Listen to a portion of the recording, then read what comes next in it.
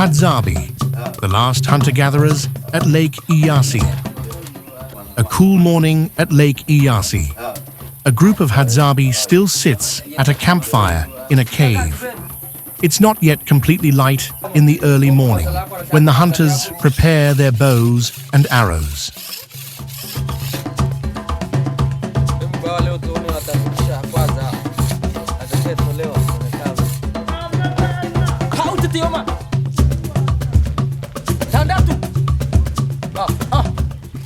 The Hadzabe hunters move very quickly through the dense jungle.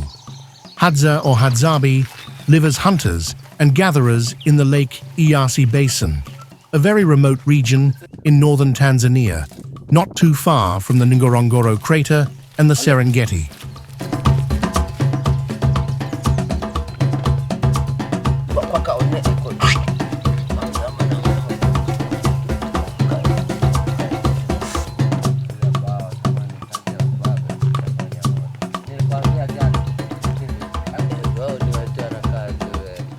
They have discovered a bee's nest in a tree and quickly open a hole in the tree with an axe to gain access to the coveted honeycombs.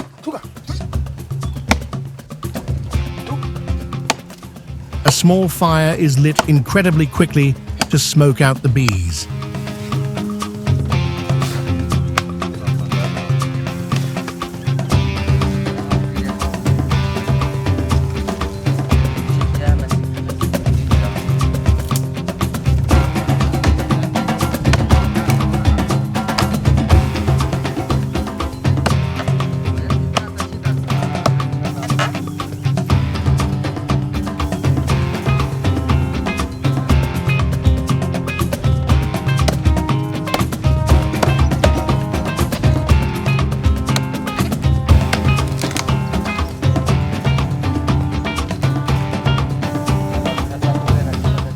For the Hadza, honey is the gold of life. Pursuing honey is much more predictable than hunting and valued even more than meat and fat in their dietary preferences. Without any restraint, the honey is devoured together with the honeycombs. Traditionally, honey serves as a bush currency, which can be used to obtain axes, knives, arrow tips, and other objects the Hadza don't produce themselves.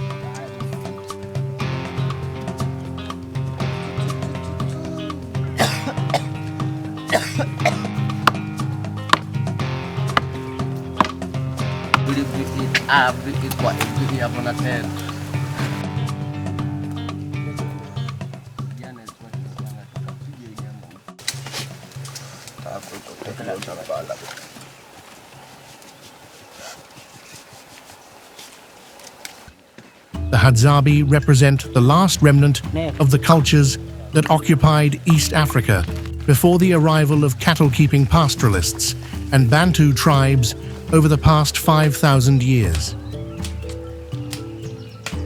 Hadzabe still live in seclusion at almost Stone Age level. They had never grown crops or raised livestock. Attempts by the Tanzanian government to introduce schools or introduce the Hadzabe's way of life to the modern world failed or were rejected. Again and again, these primitive people quickly returned to their traditional way of life. The Hadzabe are now considered the last hunter-gatherers in East Africa. Sometimes the Hadza are compared to the San people of Namibia and Botswana. Their language also has very characteristic clicks, but is still very independent.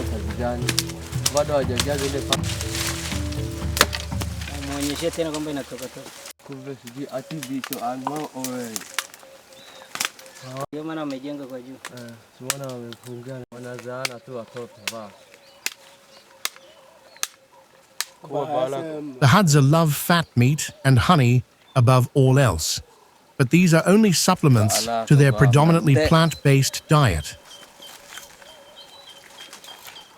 The hunters are constantly on the lookout for bush babies, monkeys and huntable birds in the dense branches of the trees. Some of the arrows are only sharpened or have primitive metal tips. The Hadzabe also use poisoned arrowheads for larger prey. Now the arrow whirs from the string.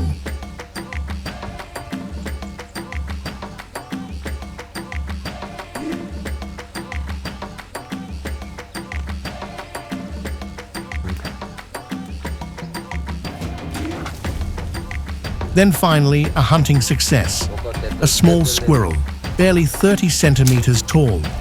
You don't know what to regret more, the poor prey or the modest result of the hunt.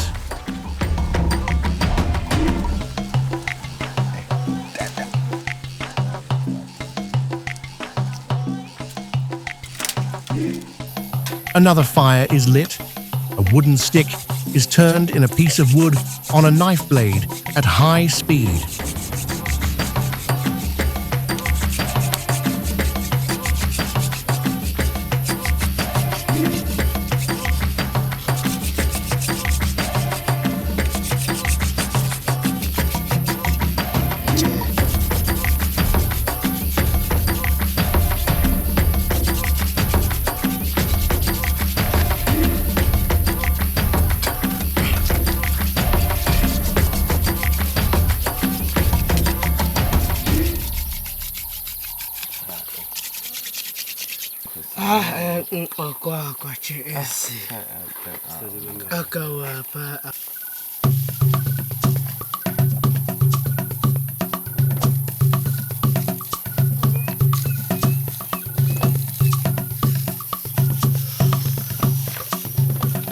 Finally, a small spark glows, and with some dry grass, the first embers glow.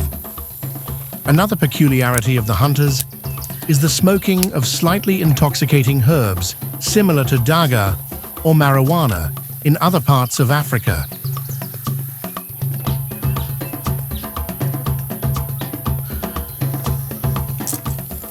By constantly blowing, the grass then burns properly, and with a few dry twigs, it becomes a rather small cooking fire.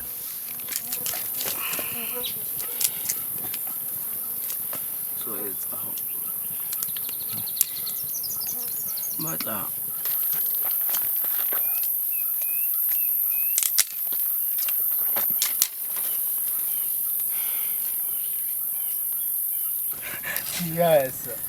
The hunters share their meager prey as they are used to doing, and material possessions are of no importance to the Hadzabe. Everything is shared.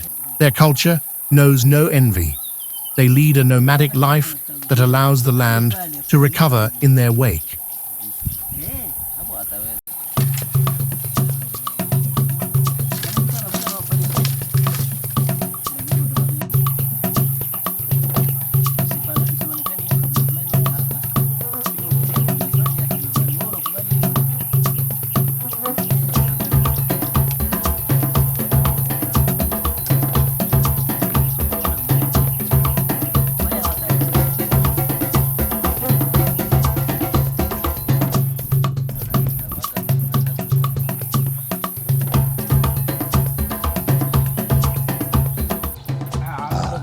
Ba pompo, seme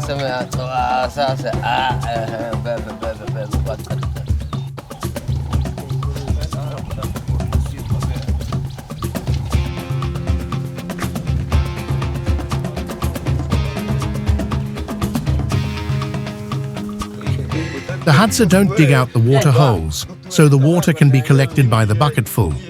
Instead, they drink directly from springs and return for more when they are thirsty.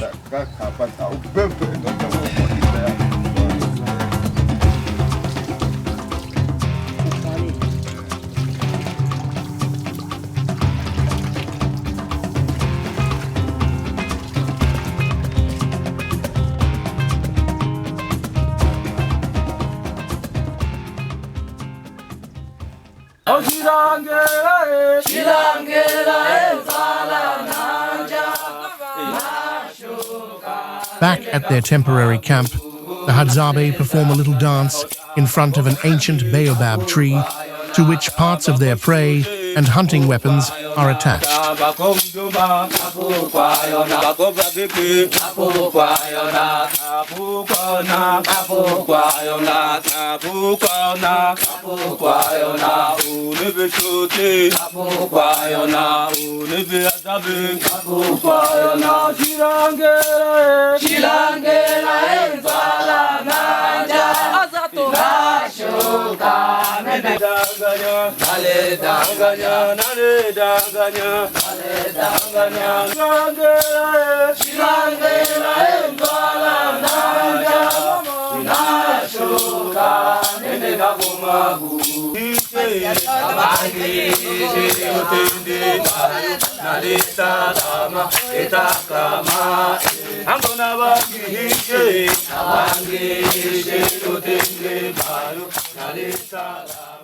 The Hadzabe do not make the metal tips for their arrows themselves.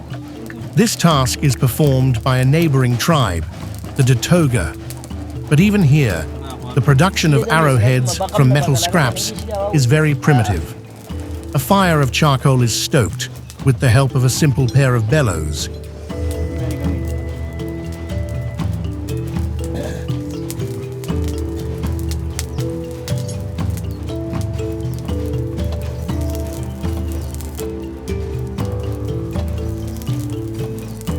The metal is melted in minute quantities and poured into a mold.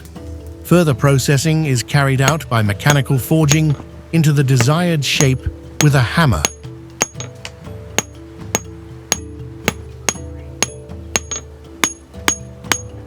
The Hadza often trade the honey they collect or other plants for the coveted metal tips.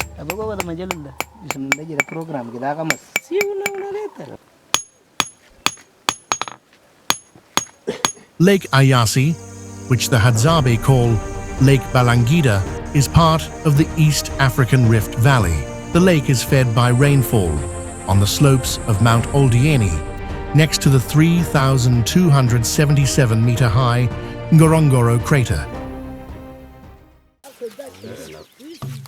Back again in Hadza land, 1 year later.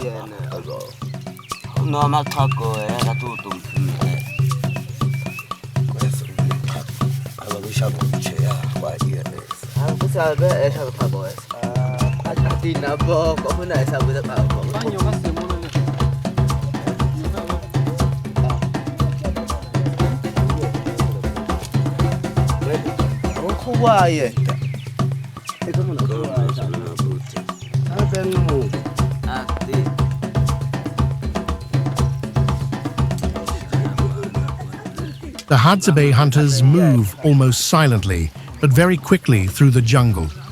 It's not easy to follow the hunters and to keep up with their hurried pace. They point their simple hunting bows into the impenetrable thicket of trees. One can hear the sounds of the various small animals and birds, but you can hardly see anything. The Hadzabe, however, miss nothing. All Hadza boys and men are hunters. It is a bow and arrow culture. The Hadza almost never use traps or other weapons.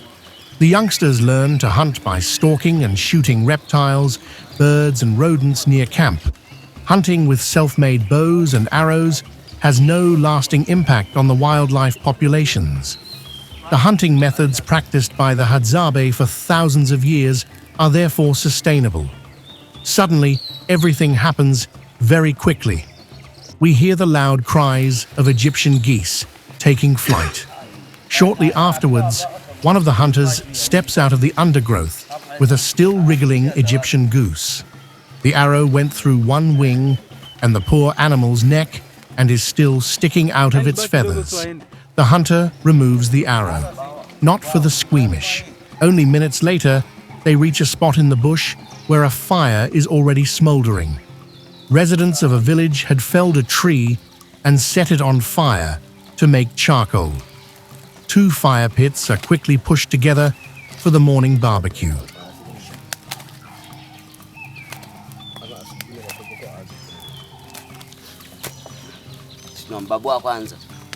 The goose is plucked and thrown into the fire to remove the remaining feathers.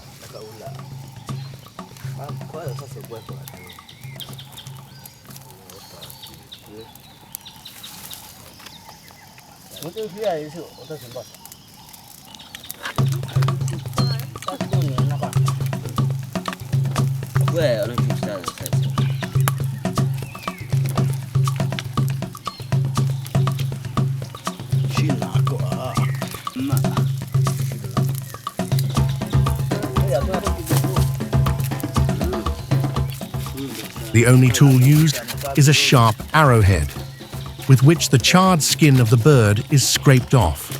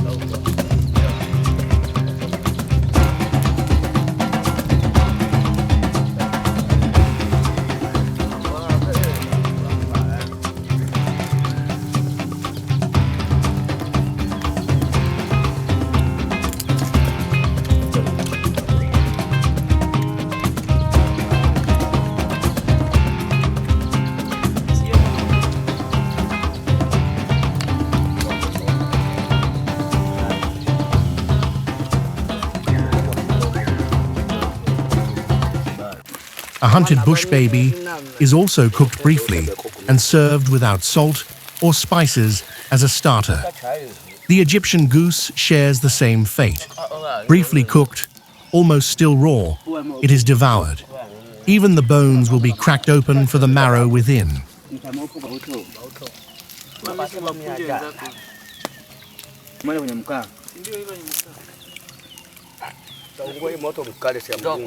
The habitat of the Hadzabe is becoming increasingly restricted due to the settlement of other tribes, which mainly practice cattle breeding. Hunting opportunities are also deteriorating as larger prey animals migrate due to habitat destruction, and the springs gradually dry up during the dry season. Hunting and gathering must remain a viable option for them in the foreseeable future.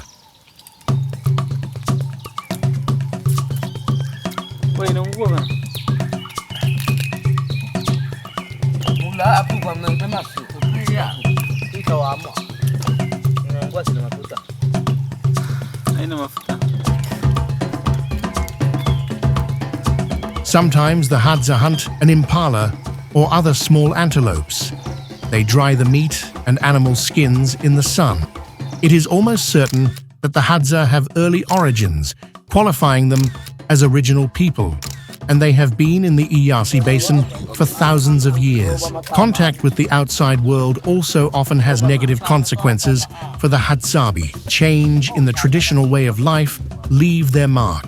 It is to be hoped that this endearing indigenous people will preserve their culture despite a rapidly changing world.